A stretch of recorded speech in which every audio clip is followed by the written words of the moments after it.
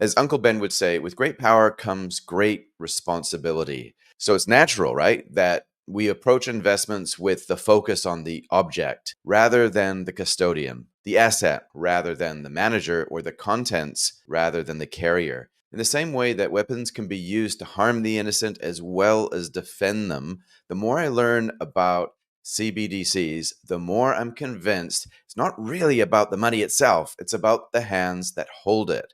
Programmable central bank digital currencies, or digital cash, as the Reserve Bank of New Zealand calls it, will almost certainly bring immense benefit as well as the potential for harm.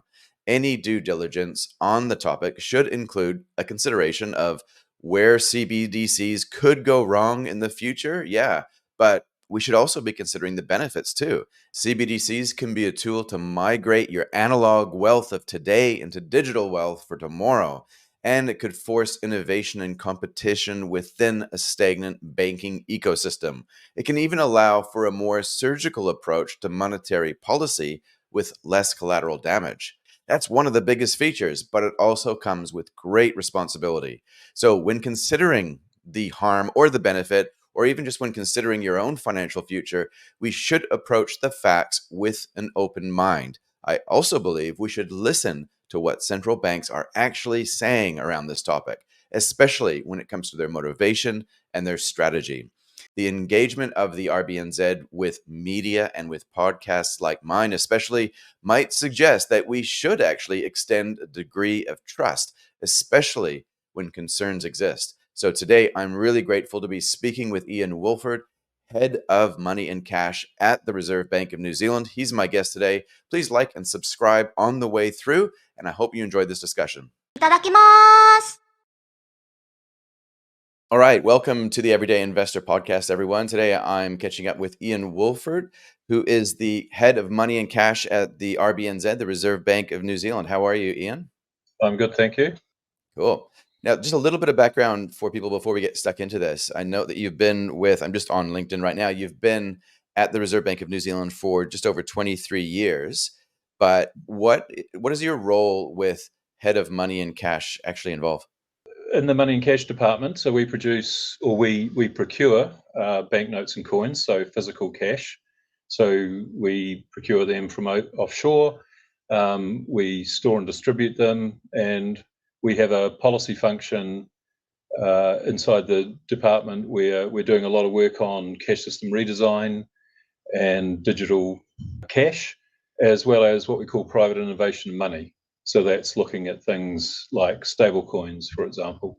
The cash side of the business is the traditional side, and I suppose the digital side of the business is the new side of things. And it's just so interesting. And on the digital side of things, I can't talk about it without talking to people about how important cash is, and that all the work that we're doing on digital cash has no implications for the demise of cash. We're doing everything we can to make sure that cash is still available, but it comes up every single time I talk about digital cash. Right. Okay. Yeah. And we'll get stuck into the reasons why, I think, as we go through this, because I think the term, I was learning about this last night. So, cash, where does that term come from? It seems like there's a French word, caisse, but it's interesting because it refers to the box in which money was originally held in. And then eventually the word for cash actually came from that box itself. So the container ended up being the name for the thing that was inside of the container, which I felt was Right. kind of an interesting evolution, because now we're at a point in time where, well, everything is going through a digital transformation of some sort. So I guess what we're seeing right now, correct me if I'm wrong, I'm kind of assuming this is how you would look at this, but this is kind of like an evolution of cash. Would that be correct? Kind of in a way, that's right. I mean, we've got a couple of drivers in thinking about digital cash, and one of them is increasing digitalization. So the world is changing, and the way people use money is changing, and so you can think of it to future-proofing people's choices, because it's important that people have choice in how they transact. And cash is being used less and less for everyday transactions, although there's still a lot of cash in circulation, and continues to rise, actually. So we don't see any demise in the for the future of cash, although there is quite a bit of fragility in the system, so we're having to do, there's quite a lot of market failures, as economists would say. So we're doing quite a bit of work on how to intervene to make sure that people still have that choice. We don't, in a sense, we're not pushing our product, but our mandate is to meet the currency needs of the New Zealand public. So it's important that cash is there for when people want it, but it's also important that people have choice, and that's really what's motivating us on the digital cash side, is to give people choice to use central bank money digitally or physically. So Got it. there's no compulsion in any of this. It's really just to give people choice. And the last time we spoke, which was in 2021, quite a while ago now, Yeah. we were talking about this in the context of CBDCs, central bank digital currencies. And Yeah. around that time, there was a round of public consultation. And Mhm. recently, we've come through another round of public consultation, but we're now referring to it as digital cash. So why the change in terminology? Yeah, well, CBDCs, or central bank digital currency, is in a way the generic term. That's what most central banks are looking at the moment. When we talk about digital cash, it is a CBDC. But the reason why we went to digital cash was really in thinking about, well, what is it we're trying to achieve? And what we're trying to achieve, in a way, is to, as best we can, replicate physical cash, and also to just try and get away from the jargon, just to try and demystify it a little bit. We engage with people, and you talk about a CBDC and it sounds kind of technical. But when you draw the analogy between digital cash and cash, it's a lot easier for people to understand it. And when we talk about trying to make it as similar to cash as possible, not just because it's a form of central bank money, but also because, just like you can pull $5 out of your pocket and hand it to someone, we want to Yeah, be able to provide digital cash that's peer-to-peer. We want it to be private. And now cash is the most anonymous form of transacting. And if that's what you value, then, and as I keep saying, we want cash to be available for people. Use cash.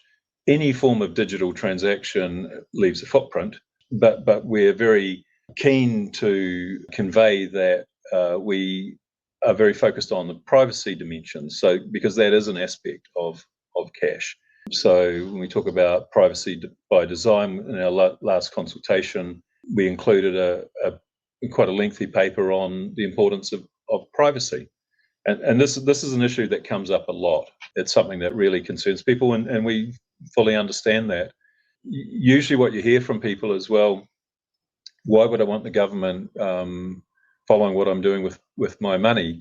totally. And the point that we always make is, because the design approach to digital cash is one where, again, it's very similar to the cash system. Because if you think of us, we're like a wholesaler. We get the cash produced, we store it in volume, and then we sell it to banks, or it goes out to banks, and they distribute it.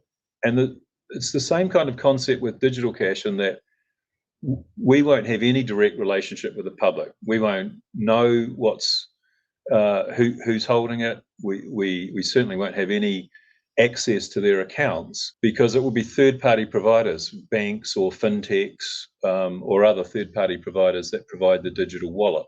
So again, in that sense, it's like cash with respect to privacy. Okay, so if we think about cash, well, where would I put cash? I could put cash anywhere, really. I could put it underneath the mattress. I could put it in my pocket. You Yeah, mentioned a couple times now that cash will be available for as long as people want to use it. And what I'm yeah. picking up is that perhaps when people start using digital cash, they'll probably prefer to use that. But I guess one of the differences between cash and what I think we're talking about here, though, is that cash is like a bearer asset, so that you could actually have, so it has intrinsic value in a way, I guess. If you're holding it, whoever is holding it has it, Yep, right? Whereas yep. with digital cash, any digital currency, it has to be held within some sort of digital wallet. And you mentioned fintechs could be the producers of such wallets. So talk Mhm. me through what kind of technical details you can share. I know we're really early stages here, but if we could just have the same sort of experience as pulling $5 cash out of our pocket to give to somebody who's just helped us doing some digger work on our driveway. Yeah, so I mean, the specific technical details sort of need to be worked through, but I mean, obviously, digital wallets are available now. You use them in different shapes and form. Part of our consultation was talking about the functionality. So I mentioned peer-to-peer, offline functionality. You mentioned, cash being like a bearer asset in a way, and that's another distinction of digital cash in a sense, and that even though your wallet will be provided by a third-party provider, your credit risk is different from, say, a credit risk with a bank, because this is money issued by the government, and so you can have more confidence in it. Again, some similarities with how to think about cash. Right. Okay. Because I see what you're saying. You have a direct line of communication directly with the issuer of that currency, rather than a relationship with another financial intermediary where they are custodying that digital currency on your behalf. So if I was to have a wallet on my smartphone, and it had 1,000 New Zealand dollars in the form of digital cash or CBDCs, I might be taking some technical risk with the manufacturer of that wallet, and subject to how the passphrases work. Yep. Yeah, there's some risks there for sure, but I'm not taking any credit risk, is what you're saying. That's right. There's a difference between credit risk with a private institution and the government. Exactly. So again, last time we spoke, probably the biggest thing that I got out of our last conversation was more of an appreciation, I guess. I won't say it's deep, because none of my appreciations are that deep, but it was definitely an appreciation around the importance of protecting New Zealand's monetary sovereignty. And that Right. phrase, for people that are listening, just means it's referring to a nation state's ability to control and manage its own monetary and financial affairs. So Yep. how have non-traditional payment channels like fintech options, Apple Pay, even cryptocurrencies, how have they already impacted New Zealand's monetary sovereignty? When we talk about monetary sovereignty, and you've given a good definition of it, it's not a current concern, in the sense that when we're talking about issuing digital cash, it's not to outcompete the private sector. Most money in circulation is private money. In New Zealand, most people transact using banks, although increasingly, Wise or Revolut or Dosh or what have you. And that's fine. That's fine by the Reserve Bank. That's not what we're talking about when we're talking about loss of monetary sovereignty, because people should have choice, and the choice to use cash, digital cash, or private forms of money. That's fine. The issue that most central banks worry about is more the emergence of global currencies. And that's a situation that really first came to central banks' attention with Libra, the Facebook backed initiative, and then it became DM. And when you've got a combination of a big tech with sort of global reach, and people starting to transact in a global currency, then the monetary sovereignty issue becomes one of, can you set your own interest rates? Does the New Zealand dollar, is it relevant anymore? So that's the aspect of monetary sovereignty that we care about. I mean, as a central bank, of course, we worry about financial stability. Mm-hmm. But in the medium term, what the allocation or the market share, if you like, between banks and stable coins and fintechs and other payment providers is, in a sense, doesn't really worry us. People should have choice, and you would. One of the really big drivers for us in talking about digital cash is to drive innovation into the system. And we're not seeing the innovation from the banks. We're not seeing deep penetration from fintechs, glacial pace and open banking, for example. And so, that innovation's got to come from somewhere. And our kind of starting point is you need an environment where there is trust and confidence in third-party players to challenge the banks, to partner up with the banks. But I see. what we want to see is greater competition, greater innovation, and better outcomes for New Zealanders in terms of lower cost of transacting. So, one point I always make is, you talk to a lot of central banks who are thinking about digital cash or CBDCs, and they often talk about uptake, almost as if it's like a Goldilocks sort of a thing, where you want a certain level of market penetration, but not too much, because if it's too much, then that has an effect on bank funding. Yeah. To me, that's not really as important. What's important is you retain monetary sovereignty, so we can operate monetary policy, and the New Zealand dollar is the unit of account. The other point is really around driving that innovation. So if you as an individual decide, I don't use cash, I don't have any need for cash, and I don't much care for digital cash, well, that's fine. But if we're correct and we can use this to drive innovation and more competition, and therefore lower prices, even if you're not using digital cash, you'll benefit from a more competitive and dynamic environment. So Mhm. that's really our two big drivers: choice, innovation, and sovereignty. Okay.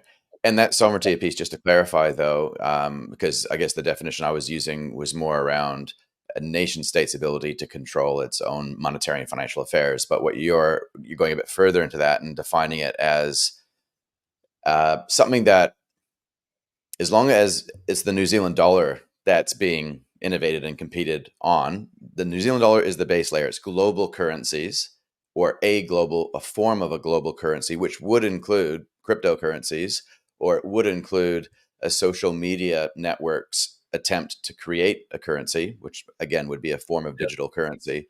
yeah, But that would be the thing that is a threat, not necessarily Apple Pay, for example, right? yeah. No, that's right. I mean, at the moment we've got really significant penetration by the card schemes in New Zealand. They're expensive to use, but people have the choice to use it. We're just going back to your monetary sovereignty point. I mean, I think we're saying the same thing. I'm just giving a couple of specific examples of the aspects of controlling, your nation's ability to control. Uh, but what I'm talking about here is interest rates and the unit of account. Okay, I understand. Okay, and so and we'll come back. We'll come back to that if we have time here. But I want to ask you about financial crime, because I was talking to somebody. I think there was some sort of conference on recently around financial crime, and I saw a post on LinkedIn regarding this. And a Chainalysis report came up from 2022 that talked about how much criminal activity happens in the crypto space. 0.25% of all crypto transactions are actually illegal in some way, with central bank issued money. Up to 5% of global GDP is related to money laundering alone. And this is according to that report. So I'm curious, because financial crime and everything that goes along with that, that's not good. Will CBDCs, digital cash, reduce financial crime in the same sort of way that, even using Bitcoin can actually reduce crime just because it's so transparent? I guess our view is any form of digital transaction leaves a trail. But one thing that I would say is there's a difference between correlation and causality. Yeah. So I don't think that we think cash. Well, we don't think cash causes crime. Crime happens because people want to enrich themselves in various ways, and cash is anonymous, and it's a convenient way of sort of transacting. But I think it is the case that digital cash will not be anonymous, just like your bank account at whichever bank you bank with is not anonymous. The police will need grounds for some sort of criminal activity or whatever to look into your transactions, and if they do that, then there'll be a trail. And at the moment, it's probably easier for them to do that into bank accounts than it is in form of cryptocurrencies, but I'm sure they'll evolve and catch up. Well, yeah, like I would just assume, based on what I understand of how blockchain works, I would assume it would be very easy to sort of see what's going on. So if there was bad actors moving financial resource around on a blockchain network, you're going to see it between the wallet addresses. And so I'm just Yeah. wondering, with digital cash, surely that would give, and I guess this would create more competition within that sector of financial crime. If there was another fintech that wanted to innovate in that space, I guess it opens up opportunities there, doesn't it? To almost like, hey, there's a block explorer option where you can actually monitor transactions to see if there is illicit activity going on. So it kind of would be easier with CBDCs to track transactions for the purposes of illegal activity, right? Well, I mean, CBDCs or current forms of uh, account-based transactions, or private sector offerings of blockchain-based transactions. So, Mhm. in that sense, sure, it's easier to track than cash. That's true. Yeah. Okay. And one of the other areas that I'm especially, I think everybody in the last few years, 4 years, has been getting better at understanding is just how monetary policy works. And I guess this is probably connected in some way to that monetary sovereignty piece that we were talking about before, right? Where Mm. if inflation gets too hot, interest rates go up. If it gets too loose, interest rates go down. Do you see that CBDCs or digital cash can be used in the future to be more surgical? Can it be used by central banks to be more surgical in their monetary policy pursuits? So instead of just increasing interest rates like a carpet bombing approach indiscriminately, where everybody's cost of borrowing goes up, will it be possible to control the cost of money for specific sectors of society? Uh, I mean, that is certainly not what we're thinking about. We're not doing any work on that. It's a little bit analogous in a way from time to time, because the Reserve Bank is also a prudential Yeah. regulator of the banks. And, from time to time we get interest groups or uh, government objectives in particular sectors. And the question arises, can you change the risk weights, for example? But that is not the sort of game that we're in. We want to have as a level playing field as possible. So I think, if the idea there is a particular cohorts of wallet holders, and you're trying to target them, no, that's not what we're talking about. And back to the two-tier model, I'm not even sure the Reserve Bank would know, who those wallet holders are, and what cohorts of society they're in. So, no, I don't really think so. I would make one distinction though, and that is, if you think about what happened during COVID, governments very, very keen, for example, to support their population and businesses in various ways. And I'm talking broadly speaking, governments around the world, including New Zealand, and often trying to do that via the banking system, often via cheaper lending or cheaper funding for banks. So, emergency facilities get put in place with the hope that that would trickle down and make more credit available at lower rates for people to support the economy. Now, that's a fairly leaky approach. If you did have, for example, a reasonably broad-based uptake in digital cash, it would be possible for the government to, put money directly into people's accounts. Um, Potentially. I'm sort of thinking aloud here slightly, which is a bit dangerous, but in Yeah. any case, not the kind of surgical monetary policy tool that you're talking about. That is not something that we've Okay. even remotely considered. So I guess we're referring to qualitative, right? Like that's kind of connecting the wallet holder with some other external data points to determine Mm. how far their dollars will go relative to somebody else. But Yeah.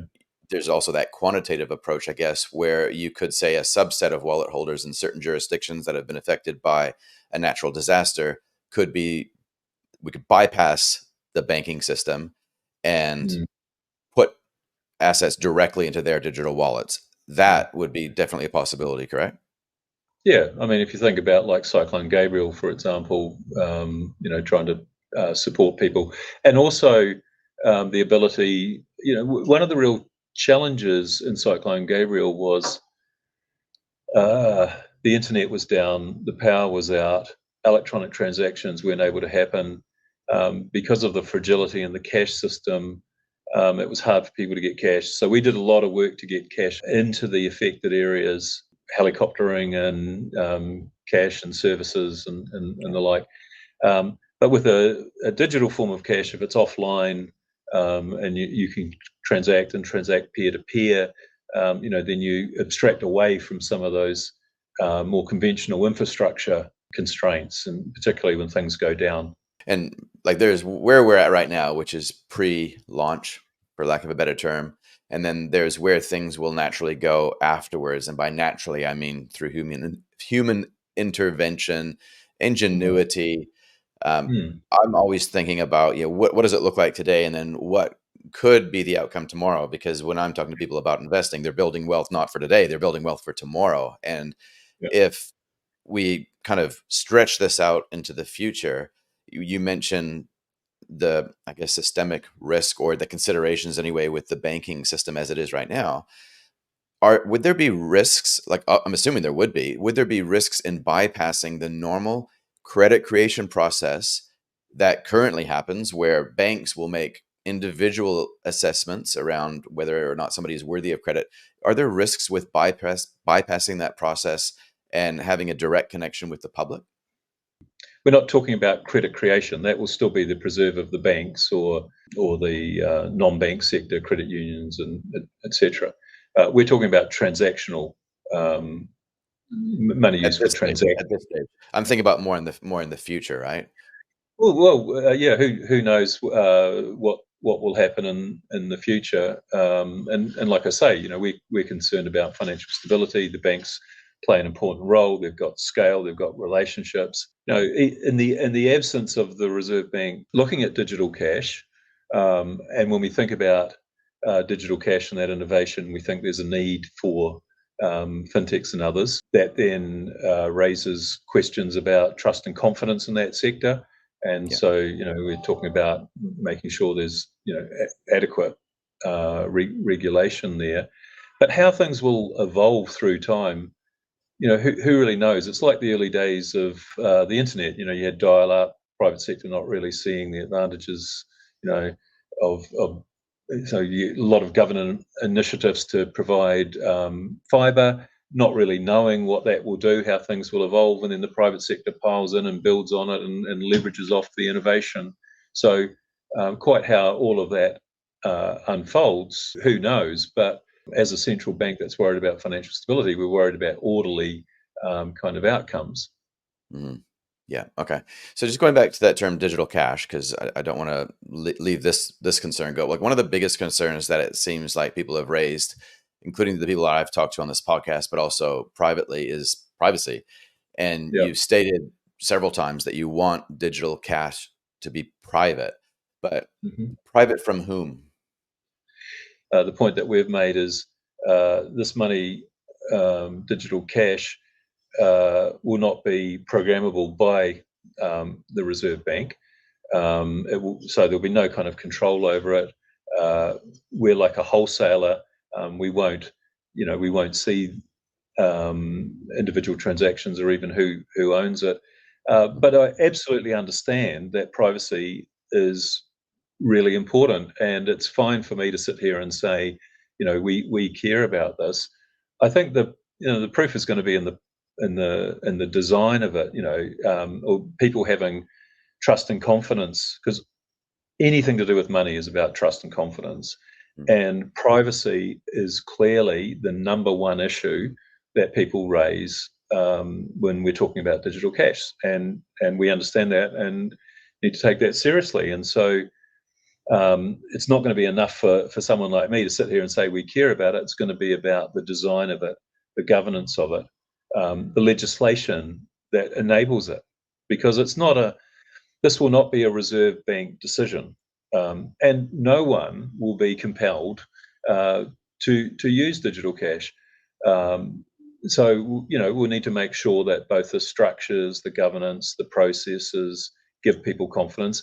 and more likely than not, the legislation to embed, or to alleviate privacy concerns, Mm, as well as other supporting mechanisms like consumer digital rights, for example.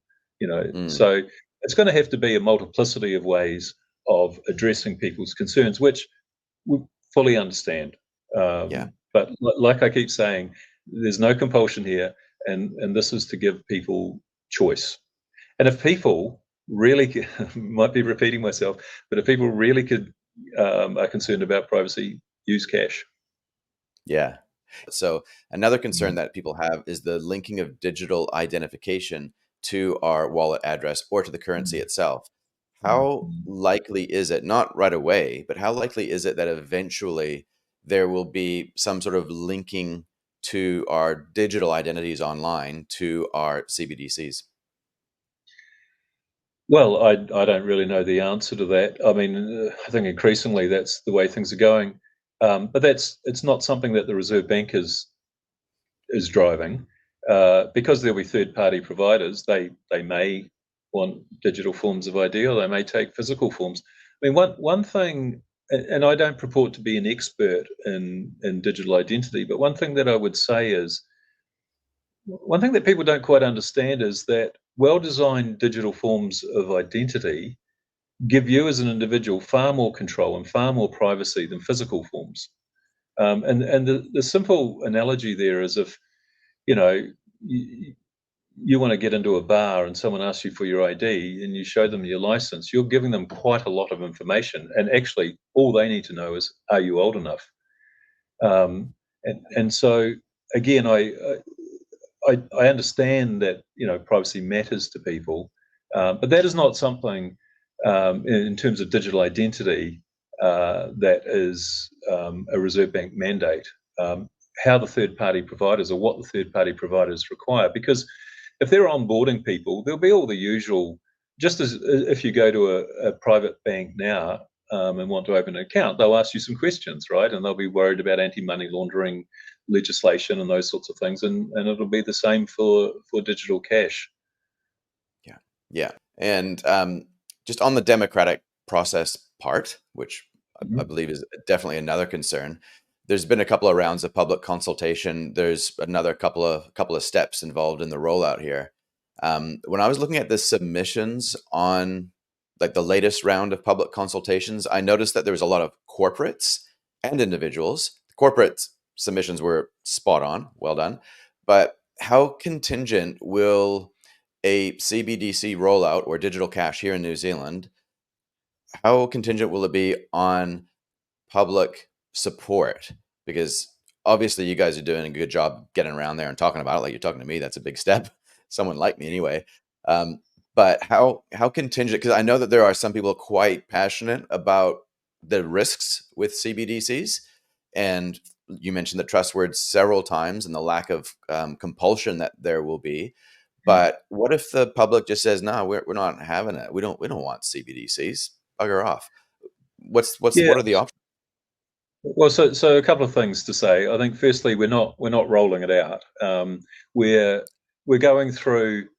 If you think about something like a new form of money, especially one that potentially operates outside of the banking system, you've got a lot of complexity there around interoperability and all that kind of stuff. So there is a lot of work to do. So it's not rolling out in the sense that we've done a couple of consultations and then maybe one or two more and then it's done.